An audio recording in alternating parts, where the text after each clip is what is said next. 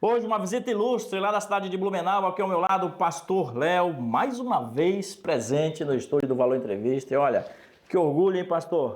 Você está fazendo um trabalho sensacional naquela cidade, sempre esteve envolvido com aquela cidade. Que bacana o teu trabalho. É mais uma vez um prazer te receber, seja bem-vindo. Entrevistas descontraídas com grandes profissionais de Santa Catarina e do Brasil. Começa agora Valor Entrevista.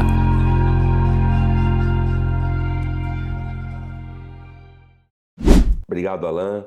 Obrigado a quem nos assiste também. Para mim é sempre uma honra poder vir num lugar como esse, uma casa afetuosa, um amigo como tu, um cara comprometido com as pautas, com a sociedade. Para nós é uma honra e uma alegria estar aqui sempre. Então deixa eu te aumentar essa alegria. Nós acabamos de chegar a 1000 entrevistas realizadas aqui no estúdio do Valor Entrevista. Então, para você que nos acompanha, muito obrigado pela sua audiência. Para você que já esteve na nossa bancada, aí vai vários nomes. Tem gente conhecida nacionalmente, tem as pessoas aqui do nosso querido estado de Santa Catarina, em especial na nossa querida cidade de Gaspar e região do Vale. Então, a vocês, muito obrigado. O nosso trabalho só acontece porque vocês tiveram aí um tempo na agenda para estar conosco. Assim como o pastor Léo hoje. Quero agradecer também a presença do Lucas Campos, que está aqui. Ele que está fazendo uma visita aqui no Vale Europeu. Daqui a pouco ele vai estar na bancada com a gente. Quero ouvir um pouco da expertise dele. É grande. É grande, né? É grande. Esse aí entende do assunto. E mandar um abraço para a deputada Ana. Que é a nossa madrinha. Olha aí, ó. Mandar um abraço especial para Ana Campanhoto. Desde 2011, liderança e envolvimento com a cidade de Blumenau. A gente vai falar disso daqui a pouco. Mas agora, cara, eu quero te apresentar. Porque, afinal de contas, a cidade de Blumenau cresceu, o Vale cresceu. Muitas pessoas estão, neste ano eleitoral, chegando na cidade de Blumenau já, inclusive, com o título de eleitor na mão. Então, eu quero que você se apresente, Muito cara. importante isso aí, né, Alan? Quem é o pastor Léo? Muito importante a gente... Quando eu vim morar para Blumenau, no ano 2000, na sequência já vim transferindo o título, porque a gente chega numa cidade, é importante exercer cidadania, na cidade que a gente está morando, que nos acolhe. Tenho 2 filhos nascidos em Blumenau, me casei na cidade de Blumenau, então a minha relação com Blumenau é muito íntima, muito profunda, já são 24 anos aqui. Então, cheguei aqui na época do governo do PT, na época do governo Décio Lima. Nunca tivemos uma comunhão com essa visão política de esquerda, nunca. Eu sou bisneto de militar que lutou na Intentona, em 1935. Meu bisavô estava lá lutando contra os comunistas no Brasil. Então, digamos que já são quase 100 anos de história que a minha família luta contra o comunismo. Então, hoje, estou filiado ao partido PL. Vim para o partido por conta de um convite.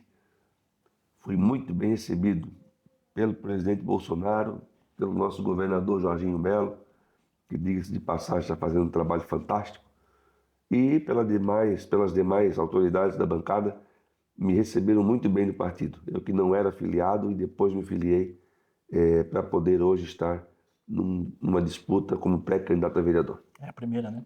Primeira vez. Está preparado? Estamos muito preparados, estamos com sangue nos olhos, como dizem o ditado popular, e sabemos que o desafio é enorme. Nós vamos disputar com pessoas que já têm muita expertise, vereadores que estão há 3, 4 mandatos, até 5 mandatos, mas temos por trás, temos uma equipe nos dando esse know-how, essa força, esse empoderamento, que é a equipe do Gabinete 08 da Alesc, o gabinete da deputada Ana Campanhoto. Sensacional. E também, desculpa interromper, Imagina. do gabinete do deputado federal Zé Trovão, que também é um dos grandes apoiadores que eu tenho nesse próximo pleito. Bacana. Mandar um abraço pro Zé, né? Zé esteve aqui com a gente no estúdio, encontrei com ele também em Brasília. Zé sempre Tem que trazer ele aqui de novo. muito prestativo, né? Tem que trazer o homem aí de novo para falar desses 2 primeiros anos de trabalho lá no Congresso Nacional, naquela muvuca, hein, cara? O pastor, pessoal, ele está um pouquinho resfriado, então perdoe. Ele vai aí de vez em quando fazer uma... Pastor, e como é que é a tua moradia lá em Blumenau, cara? Tu mora em que bairro daquela cidade maravilhosa? Pois é, Alan, eu moro na divisa de dois bairros. Eu moro entre Itopava Seca e o Salto. É uma divisa que tem ali. Moro bem no início ali entre os bairros, mas tem muita gente me perguntando isso. Ah, tu vai defender qual bairro? Nós entendemos que o vereador, ele trabalha por toda a cidade, né? Trabalha por pautas, trabalha, por exemplo, desde 2011, meu envolvimento com a bandeira da família, defendendo esses valores. No ano de 2016, quando estourou a questão da ideologia de gênero, isso aí não importava o bairro. Em todos os bairros tem escolas, todas as escolas estavam sendo afetadas. Então, por exemplo, o que adiantava o vereador ter um bairro para defender se as escolas estavam sendo atacadas, né? Se não a escola física, mas a escola, as crianças, né? A ideologia e tudo mais. Então, eu moro entre esses dois bairros. Como pastor, a igreja que eu pastoreio tem gente de todos os bairros da cidade. Então, tu imagina dentro da igreja, daqui a pouco a pessoa veio dar uma entrevista dizendo, eu vou beneficiar, vou trabalhar pela escola agrícola. Aí vem o irmão que mora lá no Garcia e diz, pô, pastor, tu não vai olhar pelo meu bairro? Pois é. Entende? Então, o vereador, outro dia eu estava conversando com o prefeito sobre isso, o vereador precisa pensar cidade. Ele tem que deixar de ter apenas a mentalidade de líder de associação de bairro, de rua, ou até de nicho, para pensar cidade. Tem buraco em todas as ruas, tem encanamento em todas as ruas, precisa trocar a iluminação do poste em todos os bairros. Então, um vereador precisa pensar a cidade e a população hoje precisa atualizar esse entendimento. Não é mais ter o vereador do meu bairro simplesmente. Claro que ele vai olhar para o meu bairro, mas não é só isso. Sim. Precisa olhar para a cidade como um todo. Deixa eu te perguntar, esse envolvimento todo com Blumenau, nesse período todo, muitos amigos lá, meu irmão? Muitos amigos, muita liderança. Eu participei de muitos eventos de praça lá, muitos eventos em cima do caminhão. Por exemplo, foi eu que trouxe para Blumenau a Marcha para Jesus. Ela tinha acontecido há 30 anos atrás, em 1994. Depois ela ficou numa lacuna de quase 20 anos sem acontecer. Sim. Então, quando nós trouxemos de volta, foi eu que trouxe, com a liderança da entidade que eu presidia, mas foi sobre a minha liderança, que a Marcha para Jesus voltou a acontecer. Inclusive, teve agora recentemente uma última edição, um evento que reúne milhares de blumenauenses, sem contar os eventos conservadores. Sim. Porque se a gente for botar na ponta do lápis 70 dias em frente ao quartel, a nossa tenda ficou montada lá 24 horas por dia. Quando eu não estava no quartel em Blumenau, eu estava no quartel em Brasília.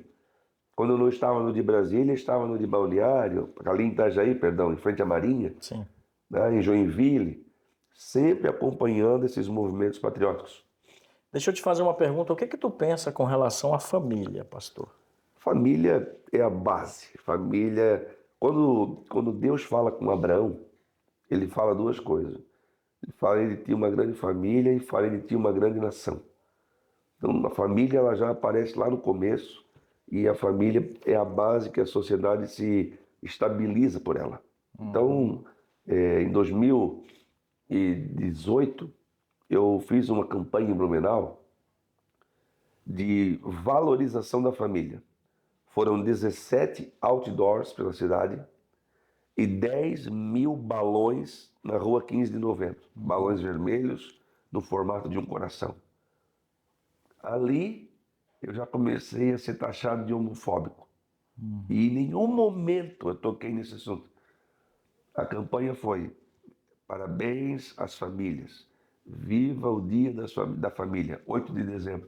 Então nós espalhamos pela cidade, foi lindo, mas também acabou que a gente foi muito atacado por conta de ideologias. E eu estou falando de 2018, que não era tanto quanto está hoje, né? Sim, hoje está polarizado. Não, hoje está demais, né? Como é que tu enxerga esse movimento político de tanto lado B quanto lado A? Para onde a gente vai chegar, cara? Falando em município, falando em Blumenau. Blumenau tem um percentual de voto no Bolsonaro absurdo, é mais de 70%. Mas, em contrapartida, o povo de Blumenau é um povo que quer paz, é um povo que na eleição municipal ele vota de uma forma mais equilibrada, Sim. né? Eu fui uma pessoa, Alan, que até apareceu o Bolsonaro no cenário, até eu deixar claro para todo mundo que eu era Bolsonaro, eu sempre participei de conselhos municipais, sempre. Então, e eu vou te contar um segredo. Eu fui expulso de 2 conselhos por conta de ser Bolsonaro. Tu acredita nisso? Acredito. Muito, muito, muito difícil isso aí, porque eu trabalhava com pessoas que eram PT, torciam para o PT, que eram da fundação do PT, mas quando eu disse eu sou Bolsonaro, eu fui excluído do grupo. Uai, a nossa causa era a cidade? Pois é. Então, por exemplo, eu fazia visitas, Lucas, no presídio, com um grupo de gente. A gente ajudava lá e fazia capelania, aí eu levava doações, atendia familiares de presos. Aí daqui a pouco apareceu o Bolsonaro, eu falei, ó, me identifico com o Bolsonaro. Você foi removido do grupo. Peraí, mas não é o Bolsonaro que tem fama de intolerante? Eu nunca excluí alguém do grupo por conta do cara ser do outro lado. Aí começou a vir ataque, rede social, ser um xenófobo, misógino, sei o quê. E eu tava ali, cara, ajudando a construir uma cidade mais justa, mais agradável. Por exemplo, na época que eu fui... Eu adoro os adjetivos são top. Sim, na época que eu fui presidente da Blue, cara, o Hemosc não tinha necessidade. As meninas me ligavam e falavam assim, Léo, você está precisando do tipo tal de sangue. A positivo, um exemplo. Eu jogava no grupo. Precisamos de doação de sangue. Lá ia a galera pro Hemosc. Aí veio o Maio Amarelo. Maio Amarelo todo mundo conhece. Sim. Hemosc também. Maio Amarelo. Lá estavam as igrejas envolvidas no Maio Amarelo. Conscientização de trânsito. Porque a gente, como pastor, acaba fazendo o velório dos caras que vão lá e morrem no acidente de trânsito, né? Sim. Então, esse era o meu papel quando eu fui presidente da Blue. Participei de todas as cadeiras que me foram propostas. Mas quando eu declarei o meu apoio ao Bolsonaro, várias cadeiras me foram fechadas. Enfim, então é só um pouquinho da minha história com relação à minha vida na cidade de Blumenau, que você me perguntou, e o meu envolvimento com o governo da cidade, com os vereadores e tudo mais, e com os conselhos, por conta dessas políticas públicas que nascem dentro dos conselhos. Deixa eu te fazer uma pergunta voltada mais para a questão religiosa. Nós sabemos que temos um Estado laico, e isso, graças a Deus, acontece. Qual o papel das igrejas com relação ao cenário político? Porque hoje a gente, por exemplo, estive em Brasília recente, e lá tem a bancada religiosa, a bancada da arma, bancada disso, bancada daquilo. Então, é importante esse envolvimento, na tua opinião?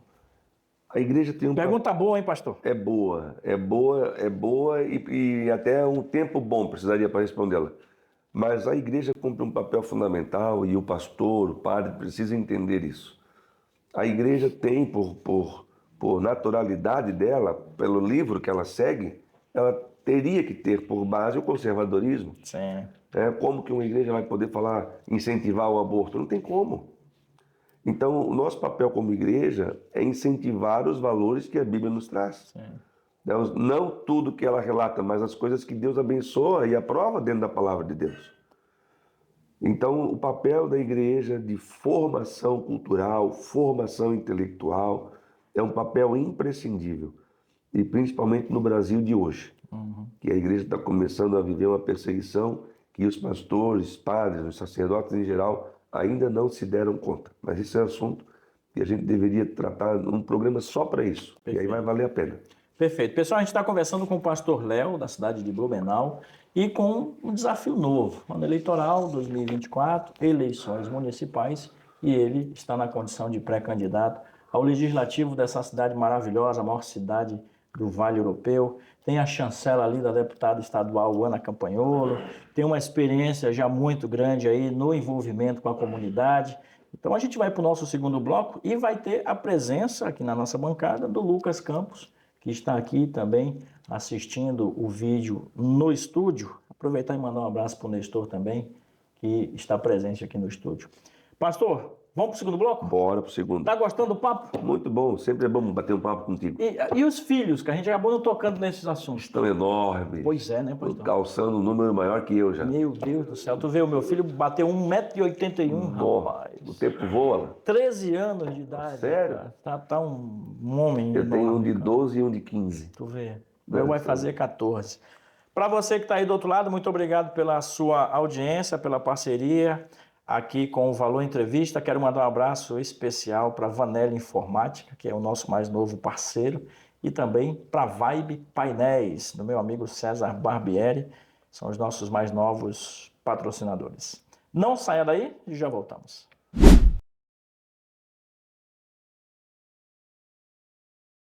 Voltando para o segundo bloco de um papo sensacional aqui com o pastor Léo e também agora na bancada conosco, Lucas Campos. Ele é assessor parlamentar da deputada estadual Ana Campanholo. Eu quero perguntar para o pastor o seguinte: de 2011 para cá, você vem ampliando a sua liderança e seu envolvimento com a cidade de Blumenau. Explica como é que funciona isso.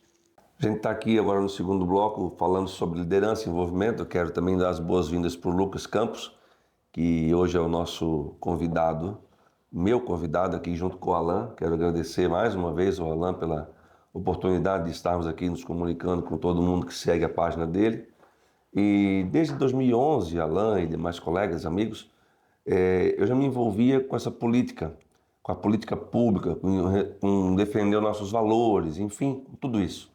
E em Brasília, eu estava lá levantando cartazes acerca da PL 122, que as pessoas provavelmente não têm o conhecimento do que era, mas na época era um projeto de lei que eles queriam aprovar sobre o casamento homoafetivo.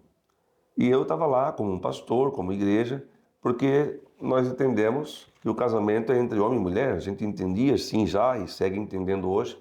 Respeitamos aqueles que não querem seguir essas regras e bons costumes, mas a nossa pauta já era essa. PL 122, uma convocatória do pastor Silas Malafaia.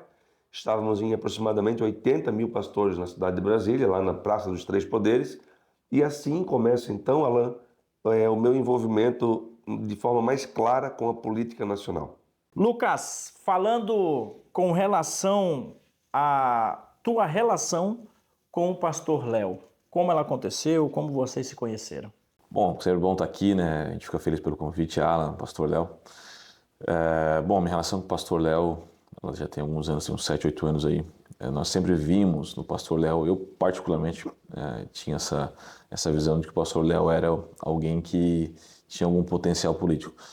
Como nós nunca pensamos exatamente na política como finalidade, mas ela faz parte de uma redoma interessante da sociedade, nós vemos o tipo de relacionamento que o Léo tinha com as pessoas, sempre reunia muita gente nos nossos encontros, e você acaba percebendo, né? Você é um empreendedor cívico ali, por assim dizer, um cara que reúne gente, né?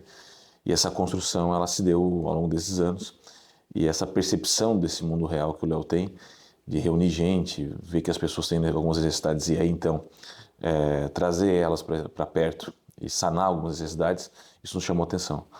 Então, as construções políticas que o Léo tinha na época, que ele ainda não via como política, nós já percebíamos esse potencial. E agora, visto que está o pleito eleitoral adiante de nós, temos aí uma pessoa que nós podemos certamente ajudar. Ele é aqui o nosso pré-candidato, o pré-candidato a deputado Ana Campanholo. Tem nos ajudado muito. Ele já nos ajudou com relação a outra eleição. Então, ele praticamente é uma extensão do nosso mandato aqui. Então, essa confiança que nós temos, ela se estende agora também a ele, né? A política é isso, né? É uma via de mão dupla. A gente precisa entender isso e agora chegou o momento da gente contribuir com o Blumenau, com o Pastor Léo, com a comunidade local, enfim, basicamente é isso. É uma forma bacana, né, Lucas, do gabinete enviar alguém seu de confiança e de qualidade para servir a cidade de Blumenau. Não é só um apoiamento eleitoral, mas é a deputada Ana enxergando na cidade de Blumenau uma forma de servir a cidade, trazendo alguém que ela confia e sabe que vai defender os valores, que são os mesmos valores dela. Perfeitamente. Nós temos algumas pessoas que são de pouco tempo de relação, são construções breves, mas normalmente nós temos relações mais duradouras e mais prévias, até para gerar um tipo de confiança, né? Para a gente poder apoiar e também receber o apoio. As pessoas que têm um pouco menos de relacionamento conosco, naturalmente que elas precisam começar algo. Então elas estão começando e faz parte. O Léo um dia também começou, agora está aí, está com a gente, já tem toda a nossa confiança. Como eu falei, repito aqui, é mais uma pessoa que tem como se fosse a extensão do nosso mandato aqui, do mandato da deputada Ana, e tenho certeza que vai fazer o que tem que ser feito para o Blumenau em tempo oportuno, assim que o nome dele aparecer lá, a cidade de Blumenau vai ser contemplada. Pastor, em 2019 aconteceu o evento Eu Autorizo. Como foi que se deu esse evento? Como foi a organização do evento? Nós tivemos um envolvimento muito grande, eu pude liderar em Blumenau o movimento Eu Autorizo. Nós trouxemos para Blumenau, através do movimento chamado B38, de um grupo muito grande a nível nacional na época, B38, e eles me encontraram, procuraram na cidade de Blumenau um líder que fosse do espectro de direita, dessa identidade conservadora, e encontraram o meu nome, me procuraram para organizar isso, e foi, Alan, a maior carreata que a história já teve até hoje. Foram mais de 2.000 carros, saímos ali do pátio da Igreja Aba e demos a volta no centro. Então, quando o primeiro carro chegou no pátio da prefeitura, o último carro levou 2 horas para chegar. Foi uma coisa assustadora. Então, foi um movimento que a cidade sinalizava e sinaliza que nós temos essa índole, esse caráter de conservadorismo, um caráter político de que a gente não quer a esquerda ali. E eu sigo nessa mesma pegada, sem estender a mão para esse tipo de ideologia nefasta que é a esquerda. Então, Eu Autorizo foi uma liderança minha, com mais algumas pessoas, que a gente organizou essa carreata fantástica. Uma outra coisa que é importante o pastor comentar é a respeito da ideologia de gênero, inclusive muito forte aqui no Vale Europeu, em Santa Catarina. Eu quero que você compartilhe o seu pensamento sobre isso. Quanto à ideologia de gênero, a nossa participação na cidade de Blumenau foi de liderança do movimento anti-ideologia de gênero. A Câmara de Vereadores precisou de apoio, na época o nosso vereador precisava de apoio, ali conheci gente que depois se tornaria vereador, se tornaria deputado, e foi uma liderança bastante significativa. Dentre quase 160 pessoas, praticamente 100 pessoas eram nossas. Cartazes, gritos de guerra. Porém, foi um dia, Alan e Lucas, que eu quase apanhei, cara. O pessoal do contrário ali, o pessoal que queria a ideologia de gênero, veio para cima com agressão verbal, empurrão, eu levei cuspida. Eu me senti, de certa forma, ali um pouco Marco Feliciano, na época dos direitos humanos. Lembra? Quando ele foi liderar o movimento dos direitos humanos ali no governo federal. Então ali eu percebi essa crueldade, essa violência física e intelectual da esquerda contra aqueles que estavam se manifestando a favor dos valores da família. Porque em 2016, Alan, nós não podemos esquecer disso, em 2016 ainda não estava assim escancarada direita, esquerda e Bolsonaro. 2016, né, Lucas? Não estava assim tão aberta essa... Não. 2016 foi a primeira vez que um deputado federal chamado Jair Bolsonaro apareceu em Blumenau no Oktoberfest. Ninguém conhecia, era novo, né? Era um fator novo na política, apesar dele já estar há muito tempo como deputado. Então a ideologia de gênero trouxe para nós, na cidade de Blumenau, um start da polarização, Lucas. Ali polarizou dentro de Blumenau. Então, eu era encontrado no corredor do supermercado e o pessoal vinha rir de mim, Lucas. Eles falavam assim, ó, aí tá o cara que quer mudar o gênero do arroz, não é mais gênero alimentício, não sei o quê. Aí tá o cara que quer mudar.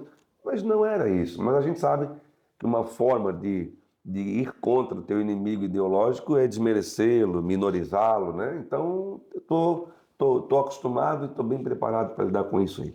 Inclusive, essa pauta, a ideologia de gênero, talvez seja, depois do feminismo, que caminha lá do lado da ideologia de gênero, seja a principal do nosso mandato, o mandato da deputada Ana, e que foi que nos aproximou do pastor Léo, né? Então, essa afinidade que nós temos com ele vem também dessa pauta. A ideologia de gênero é um movimento revolucionário, né? Ou seja, tenta mudar a estrutura do mundo real. As coisas como já estão postas e foram testadas no tempo, passaram por esse teste e chegaram até aqui desse jeito, né? Então, tudo que muda radicalmente a estrutura do ser humano, nós não compactuamos. Isso tem sido uma defesa radical, inclusive, do pastor Léo e da deputada Ana Campolo na LESC. Nós entendemos que para que se viva bem em sociedade, não com desordem social, você precisa permanecer em certas pautas e, em certa medida, até o comportamento pré-estabelecido. Você pode ter um pouco para cá, um pouco para lá, mas existe uma espinha dorsal do qual nós cremos e que também o pastor Léo defende brilhantemente, que é isso, você seguir um caminho, seguir um rumo que, evidentemente, tem algumas mudanças, mas você tem o que já foi testado. Então, isso realmente é uma pauta nossa, uma pauta dele também, e tenho certeza que vai vingar aqui na cidade, né? A gente precisa sempre combater isso aí. Você tem, pastor, um envolvimento muito grande também com os jipeiros. E, claro, não podemos esquecer, o senhor também é CAC aqui na cidade de Blumenau. Me fala sobre isso também. Outro dia eu estava em Brasília, abril do ano passado, procurando uma mudança na legislação para que a gente conseguisse alterar as características dos nossos veículos, porque em determinado momento do ano, quando não tem enchente, não tem nada, a gente circula na cidade se escondendo das barreiras policiais. O cara quer botar um pneu 40, quer colocar um LED ali na frente, então a gente tem que andar igual, não é a palavra certa, mas igual bandido, Lucas, sabe? Tem da blitz ali e tal, tem que andar se desviando por conta disso. Então não é certo, porque quando a cidade precisa da gente, o nosso grupo está lá. Né? Eu não falo em nome de nenhuma associação de jipeiro, mas eu falo como um jipeiro que sou. Então não achei isso legal, fui a Brasília, fui lá reclamar, bati na porta do senador e a matéria voltou para a comissão, passou pela comissão, agora a Carol Detoni é presidente da Comissão de Constituição e Justiça, e agora vai para o plenário para ser votada. Então, quer dizer, mesmo dentro dos esportes, mesmo sem mandato, como a deputada Ana outro dia falou no vídeo que ela gravou para mim, mesmo sem mandato a gente já está fazendo, sabe? Então, muito legal. Sou um mesatenista, não sei se você sabe disso. Pratiquei muitos anos, competi, jogos abertos, ajudo aí a Associação dos Mesatenistas de Blumenau. O pessoal que não deu certo no tênis... Não parece, né, Lucas, que esse meu perfil aí, físico, mesatenista, mas eu gosto muito do esporte, que inclusive me ajudou na prática do esporte do tiro, que o mesatenista tem que desenvolver um reflexo muito grande.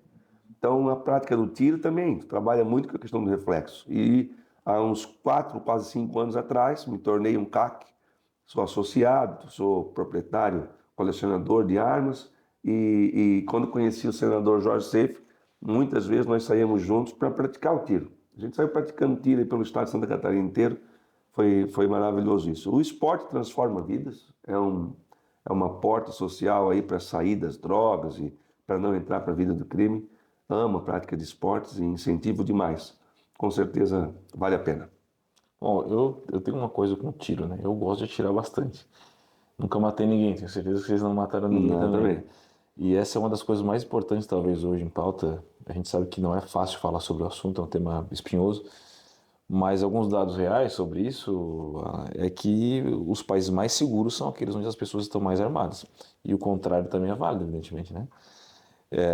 E onde as pessoas têm o direito à legítima defesa com armas, você também tem uma comunidade local mais segura. As pessoas são mais seguras, você tem um movimento muito mais baixo de bandidos, por assim dizer, né? Daqueles transeuntes que não têm ocupação, né, e estão ali só para cometer o crime. Então são dados importantes, ao passo que países, agora falando politicamente, mais autoritários são aqueles onde as pessoas também não estão armadas. São dados reais, está aí para todo mundo ver. Pode ser coincidência? Pode, mas a chance de não ser é grande. Os regimes mais totalitaristas são os mais desarmamentistas? Sim, e na verdade é uma premissa de um regime totalitário. A primeira coisa que se faz é pedir as armas do povo. Aqui no Brasil nós tivemos isso aí, em 2005, um referendo, do qual as pessoas acabaram devolvendo suas armas. É mesmo o contrário, né? As pessoas queriam tê-las, mas a grande parte devolveu suas armas, né?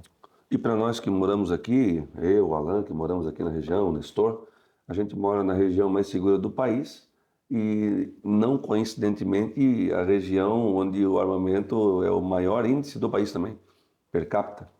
Então, o rastro aqui da pólvora, né, a trilha da pólvora aqui no estado de Santa Catarina, de Tijucas a Jaraguá do Sul, é a região mais segura do país. Então, quer dizer, pô, não é coincidência não, é dado, é oficial, e que bom, né? Que bom a gente poder ter esse direito aí de manter o nosso patrimônio e a nossa família protegida. Esse é um dado que torna Santa Catarina o lugar melhor para se viver no Brasil. Ponto. Lucas, me explica, o que faz um assessor parlamentar? Qual é o teu papel nesse time da deputada Ana? Bom, um assessor, ele pode fazer muitas coisas, como ele também pode fazer nada, né? Nós sabemos que no Brasil, não só no Brasil, na América Latina tem um costume aí, isso são dados também, eu fui atrás disso quando eu entrei para essa vida. Você tem dados na América Latina em alguns países que os assessores, eles são simplesmente cabos eleitorais, eles praticamente não trabalham com relação à burocracia que é exigida no gabinete. Mas no Brasil tem uma divisão interessante disso. Você tem as pessoas que trabalham dentro de um gabinete, né, que não é o meu caso, que fazem a parte burocrática, que é extremamente necessária, por exemplo, projetos de lei, quem é que escreve o projeto de lei, quem é que vai numa comissão para representar o deputado e assessora o deputado numa comissão, como é que você passa os projetos adiante, quais são dentro de um gabinete o rastro para você tocar adiante um projeto, então, tudo isso é necessário. Poucas pessoas entendem como funciona isso. Essa burocracia, ela não bem feita, ela custa caro, né? É só a gente ver como funciona aí o Brasil, né? Às vezes um projeto de lei muito bom não passa, ou muito ruim não passa só por conta da questão jurídica. O cara não sabe se é legal ou não e acaba sendo inconstitucional, enfim. Bom, esse é um trabalho que eu não gosto de fazer, não é a minha praia. A minha praia é estar com as pessoas, conversar com as pessoas, fazer os relacionamentos, o networking. A minha responsabilidade no gabinete é coordenar essas questões políticas para a deputada Ana em diversos setores. A minha região é do litoral, né, primordialmente falando, mas eu acabei fazendo todo esse trabalho em todo o estado, porque essa longa data que eu trabalho já com as políticas de base, antes mesmo da política partidária. Essas pessoas do qual nós temos relacionamentos, por exemplo, nós saímos daqui agora, fomos lá para São Miguel do Oeste, temos pessoas lá para conversar, pessoas enfim, de igreja, ou católicos, ou protestantes, ou pessoas de comunidade, de diversos setores, né, que nós construímos antes da política. E isso acaba beneficiando, de certo modo, o mandato da deputada Ana. Então, essas relações de coordenação política, no qual você precisa fazer isso, é meio a moda antiga, tá? O nosso pessoal, como teve o advento da internet, nós tivemos essa situação principalmente a direita, né, de se engajar bem politicamente na internet, que é uma coisa muito importante. Inclusive, a deputada Ana tem isso também, né? Mas nós não podemos abandonar esse trabalho cara a cara, né? Conversar com as pessoas, ouvir as suas necessidades, né? E o que me chamou a atenção no Léo foi isso. O Léo tinha as mesmas perspectivas que eu, apesar de não ser assessor, ele entendia que precisava conversar ali com a comunidade, o que as pessoas precisam, o que elas querem. Eu preciso entender a realidade do povo, né? Então, é esse tipo de trabalho que eu valorizo, não que os outros não sejam importantes, mas ter os bons relacionamentos políticos, e às vezes isso significa você conversar com pessoas que não são da sua linha ideológica, não são do seu tipo de pensamento, mas que, em nome de algum projeto que nós temos em comum, às vezes passar um projeto nosso naquela comunidade, por uma Câmara de Vereadores, você precisa conversar com pessoas que não são tão alinhadas a você. Então esse relacionamento político que às vezes nós pensamos em negá-lo, ele é necessário. E essa política de base, os partidos tradicionais fazem muito isso, né? E nós temos um setor no gabinete que faz isso, né? Que esse é o meu caso. Então nós temos às vezes que ali engolir um sapo aqui, ouvir uma reclamação ali, mas o trabalho tem que ser feito. Por quê? Porque as pessoas precisam ser ajudadas. Se você não faz a política pensando no amor ao próximo, ela não tem valia nenhuma. Então é mais ou menos isso o nosso trabalho, Ana. E claro, eu preciso perguntar isso para o Lucas também. Por que Pastor Léo na cidade de Blumenau? Politicamente para nós é importante, né? Evidentemente. Agora, existe uma coisa prévia na política que é esse relacionamento de amizade, essa construção afetiva que a deputada Ana gerou com ele, eu gerei com ele, e aí nos traz até aqui. Então veja, é claro, não podemos ser hipócritas de achar que o Léo não tem um poder de voto interessante, ele já fez isso para nós anteriormente. Então é claro que a política tem essa troca, e não é troca de favor, é uma troca exatamente de trabalho, né, de relações, e as relações, por consequência, dos seus votos, né, vai cair na urna lá em tempo oportuno. Então, o Léo, é por isso que nós estamos com ele, porque o Léo, além de ser um cara que coloca eleitoralmente o voto na urna, previamente existe uma relação de camaradagem, essa é a palavra, de camaradagem entre nós. Então, assim, antes de qualquer coisa, antes da ordem econômica, antes da ordem política, existe uma ordem moral de confiança, né, que nós construímos, e isso é mais importante que qualquer outra coisa. Defesa de valores, né, Lucas? Exatamente. As nossas bandeiras se identificam 100%. Totalmente. O gabinete da deputada Ana, e diferente. eu que não tenho gabinete, mas os valores que eu carrego são idênticos.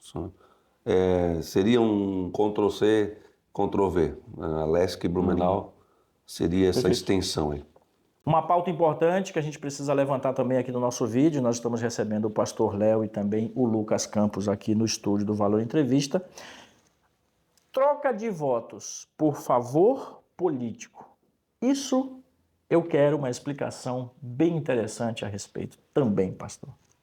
Então, Alain e amigos, né, a gente nessa andança de rua, conversa com um, conversa com outro, a gente ainda percebe um pouco desse ranço, Lucas, que a gente via antigamente. As pessoas ainda confundem o conceito e acabam trabalhando em cima daquilo que era a política antiga. Mas nós que representamos essa nova geração, que representa valores, conceitos, a gente trabalha da perspectiva de servir a sociedade, servir o público. Não é mais a troca do voto. Portanto, Lucas, qual a tua opinião, tu como um formador de opinião sobre isso, qual é o teu posicionamento acerca das pessoas que buscam um pré-candidato para pedir esses favores e como que os pré-candidatos devem se posicionar sobre isso? Bom, são coisas diferentes. A política real, eu costumo chamar nem de nova nem de velha, é uma política real, do mundo real, que acontece, né? Mas, de 2011 para frente, nós percebemos uma situação não inédita, mas diferente no cenário político brasileiro. O desprestígio político foi muito grande, né, devido à ascensão do PT ao poder, todos os escândalos de corrupção, etc., envolvimento com narcoditaduras latino-americanas, e com essa rede da elite política brasileira, em certa medida, apoiando aquilo naquele momento. E tudo isso gerou um desprestígio político da classe política. Isso fez parte e, em certa medida, foi muito bom. Porque as pessoas despertaram para algo que elas não tinham percebido. Tem gente aqui fazendo coisas ruins para minha família, que afetam diretamente a minha comunidade, e eu não tenho poder de voto nenhum nisso, porque meu voto não interessa. Eles não querem saber se eu votei, daqui a pouco eles fazem o contrário do que eu disse. Bom, mas isso vem se arrastando até a eleição do Bolsonaro, que é esse outsider aí que aparece para resgatar, por assim dizer, o prestígio político. Mas ainda há essa fagulha dentro das pessoas de que não, a política não presta, ninguém serve para nada, só serve aquele ali que entrou agora e tal. Quando na verdade é o seguinte, você ainda continua tendo os problemas da política real. Você continua prezando de um asfalto, um calçamento para aquela comunidade, você continua prezando de um equipamento num hospital, você continua precisando que as pessoas se comuniquem melhor umas com as outras para que o recurso chegue até o político e aquela comunidade, aquela cidade seja assistida.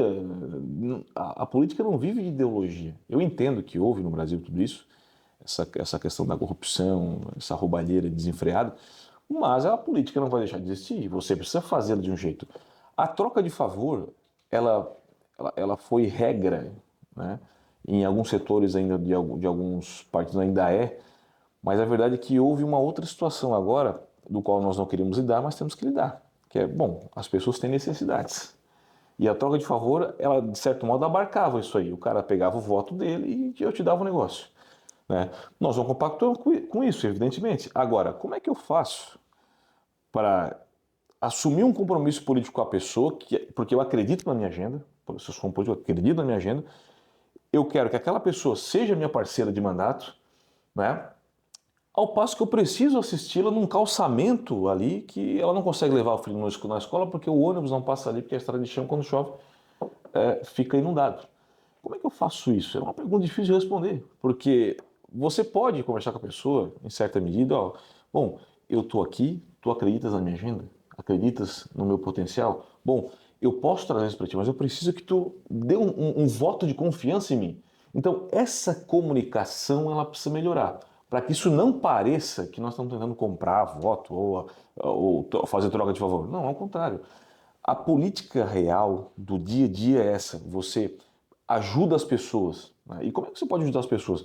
Normalmente no Brasil você precisa de um cargo político. Evidentemente que o Léo consegue fazer isso sem um mandato na rede de relacionamento dele, mas a rede de relacionamento dele chegou até o mandato da deputada Ana, que consegue assistir ele, como por exemplo aqui, mais geral, uma emenda parlamentar de um valor que naquela comunidade, naquele momento, foi crucial. Então isso é muito importante. A troca de favor nós não compactuamos. Agora, o apoio político para uma agenda do qual ela vai assistir a comunidade, aí sim, essa aí nós entendemos que é importante. E aproveitando o gancho, Alan, eu penso que nós temos um assunto muito importante para abordar, que é a negação política. Falando da minha classe, tem muita gente, muito pastor, muito líder, que a gente vai conversar ao longo dos anos, né? Eu tenho 19 anos de ministério, então ao longo dos anos eu ouvi muito isso aí. Aqui a gente não faz política. Não, aqui eu não gosto de mexer com política. Mas chega lá um vereador, um deputado, um prefeito, o cara já vai lá, já ora pelo cara, já tira uma foto, e já se compromete com a próxima eleição e tudo mais. Então, respondendo essa pergunta, existem dois tipos de liderança sacerdotal aí a respeito de política. A que faz e a que aceita que faz. Porque todos fazem. A negação política é mais uma desculpa para o camarada dar para quem talvez ele não queira se envolver com aquilo. Mas acaba que todo líder religioso, líder social, acaba fazendo. Uma das coisas, Lucas, que eu percebo ao longo desses anos todos do ministério, é que a maioria dos líderes são emergentes. Vieram de uma realidade pobre, difícil, depois vai emergindo, vai subindo naquilo ali, vai crescendo, e quando chega um prefeito lá e dá um abraço do cara, o cara vai para casa com aquela sensação, hoje eu recebi um abraço de um prefeito. Quando, na minha vida, que eu pensava em apertar a mão de um homem desse e tal? Isso eu sei porque isso também aconteceu comigo alguns anos atrás. E aí depois tu começa a ver a máquina pelo lado de dentro e o prefeito precisa muito do aperto de mão, do abraço do pastor, do padre, do presidente da associação de moradores. Então, assim, o legal é quando nós encontramos luz nesse assunto para parar de fazer a negação. E a gente começa a fazer uma política com consciência. Tu sabe onde é que tu vai, que lado que eu quero assumir, que valor que eu quero defender. Então a negação da política, Alan, meu querido amigo, ela acaba quando chega no coração do homem a luz daquele assunto. Quando chega a luz, acaba a negação da política. É isso aí, Lucas? A própria negação da política, ela é um modo de fazer política, né? Logicamente. Aristóteles dizia que o ser humano é um ser político, né? E isso você aplica isso na realidade, isso acontece. Por quê? Quem não quer participar do processo, não só eleitoral, mas do processo de negociação, dos relacionamentos que vão viabilizar candidaturas, né? Seja porque o cara é católico, porque o cara é protestante, porque ele é um pastor, ele simplesmente vai ser governado por pessoas que já fizeram política previamente. E quando ele for governado por isso, ele não pode reclamar mais. Por quê? Porque ele não quis fazer política, alguém fez no lugar dele, e a agenda que ele não gosta vai ser colocada em prática por um político que fez política no lugar dele. Trazendo isso para dentro de um parlamento ou dentro dos partidos políticos, quando você não consegue negociar com alguém que não é da sua mesma ideologia, normalmente acontece exatamente o que você não quer. Por quê? Você não participou das negociações, e veja, eu não estou falando das negociações espúrias, nem delicadas, eu estou falando de negociações inerentes ao teu cargo público político. Ou seja, você precisa passar um projeto, né? Um parlamentar precisa passar um projeto e ele tem que conversar com a base dele primeiro, né? Ver o que está acontecendo, se o projeto é bom, e levar o presidente da casa, porque essas relações vão se dar entre os partidos políticos. A democracia, as democracias liberais são isso aí. Se você quer o governo de um partido só, você está no lugar errado. O autoritarismo não cabe no Brasil. Né? Se você não quer conversar com os outros partidos ou os outros parlamentares, você não pode fazer política. Isso é negar a política. Tem alguns partidos que fazem isso ainda, tentam trazer esse negócio, porque é a nova política. Olha, isso é uma armadilha geral. Porque como é que você não vai colocar sua agenda em prática porque não quer negociar com um parlamentar que você não concorda? Você vai ter que negociar com o cara. Por quê? Porque é importante que esse cara entenda um projeto. E se ele não quer entender, você tem que convencer os outros que o seu projeto é bom. Aí você fica lá 4, 8, 12 anos, não aprova um projeto relevante, não assiste a tua comunidade local, porque como eu disse, se você faz política não pensando, só em você, não pensando no amor ao próximo, você não pode estar na política. Né? Estar no poder não é pecado, não é ruim, querer estar no poder. Agora, poder pelo poder, isso aí sim está errado. Agora, e não pode ser confundido com o poder de querer colocar uma agenda. Eu quero colocar a minha agenda e eu preciso estar no poder, por quê? Porque eu acredito na minha agenda mais do que o outro. Aquela agenda daquele rapaz, ela vai prejudicar a nossa comunidade. E então, se eu não quero participar disso, eu nego isso aí, eu vou estar aceitando esse projeto, porque, acredite, o pessoal revolucionário, os grandes ditadores, quando eles não conseguiam aprovar suas coisas, eles tocavam um terror. Né? Politicamente, davam um jeito que aquela democracia fosse, olha, nós estamos aqui aprovando e deixamos aquele cara isolado. Não participar é pior. É melhor que você tenha alguma voz, porque senão você vai participar do projeto de outro. Você não tem como não participar de um projeto. Você vai participar de um projeto. Então, você prefere negar ou prefere participar e colocar suas ideias ali, e mesmo que você perca, mas que você discuta. Então, você não tem o direito de negar aquilo que foi confiado a você na urna. Você não tem o direito, eu digo mais, se colocar numa posição inferior ao seu adversário político. Porque aquele adversário político, ele quer te destruir. Por mais que não se fale disso, o adversário político, ele prefere ele do que você. É por isso que ele está num lugar daquele e você está no outro. Então, isso é um fator muito importante. Você precisa pensar, se você quer colocar uma agenda, Alan, você precisa pensar em primeiro ver como é que você vai se manter naquele cargo. Ó, eu estou aqui, mas eu sei que tem gente pensando em me tirar daqui. Então, eu vou pensar na minha manutenção aqui, não porque eu quero exatamente, porque eu preciso colocar agenda para respeitar as pessoas que depositaram seu voto em mim, a sua confiança. Não só o voto, mas a confiança de trabalho, todo o corpo que me ajudou a chegar naquela cadeira. Então, isso é ciência política básica, né? Baseada numa filosofia política adequada, de moralidade. Então, dá para a gente fazer as coisas boas, não precisa se envolver nem vender sua alma, isso está errado. Agora, participar das discussões, isso é fundamental. Pessoal, nós tivemos o prazer e a honra de receber aqui o pastor Léo, pré-candidato ao Legislativo na cidade de Blumenau. Também quero agradecer a presença do Lucas, que esteve conosco, Lucas Campos, mandar um abraço à deputada Ana e também ao deputado federal Zé Trovão. Ambos estão apoiando o pastor Léo na cidade de Blumenau. E a você que acompanha o Valor Entrevista, muito obrigado. Muito obrigado pela presença de vocês, sucesso, e você que está aí, compartilhe o nosso vídeo. Um abraço, tchau.